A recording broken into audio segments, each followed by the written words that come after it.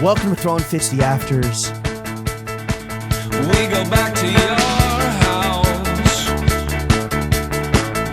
Uncut bonus content for our best friends behind the paywall. This week, we're fucking around and getting silly with Jimmy and Larry. It's a new format of the Afters, which we described in next week's Afters because this episode kind of dropped in our laps and we wasn't sure if it was going to happen.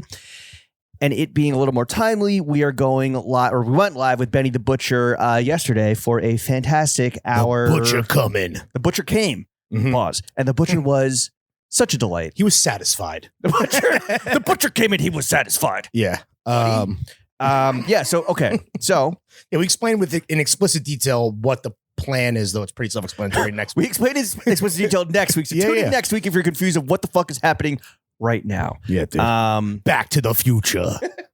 Wow. So Benny the Butcher literally just left with his crew of 1, 2, 5. Yeah. Wifey, homie, artist, videographer, manager, publicist. That's it. His manager was not here. Harlem.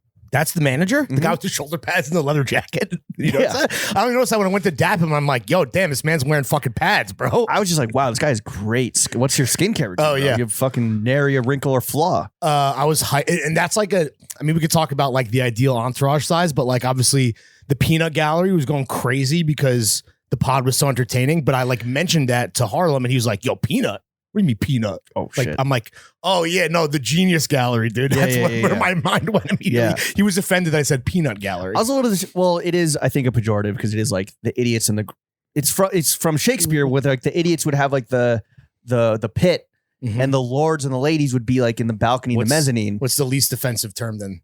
Just the Lord Gallery. I don't know.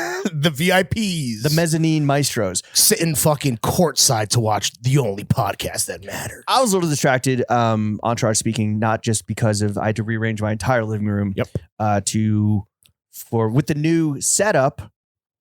Again, we are now on video with the guests. With the new setup, it kind of takes my couch out of the equation for seating. Oh, 100%.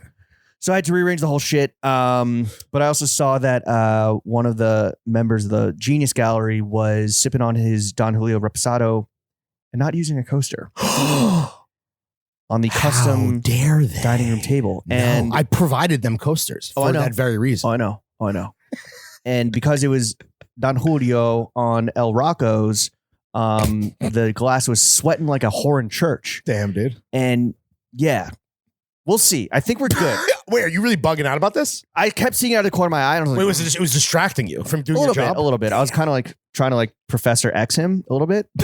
And also just wondering what like the timing is on like, ring on wood. Oh, I have no idea. For the full afters with this week's guest and even more bonus content, make sure you check out patreon.com/throwingfits.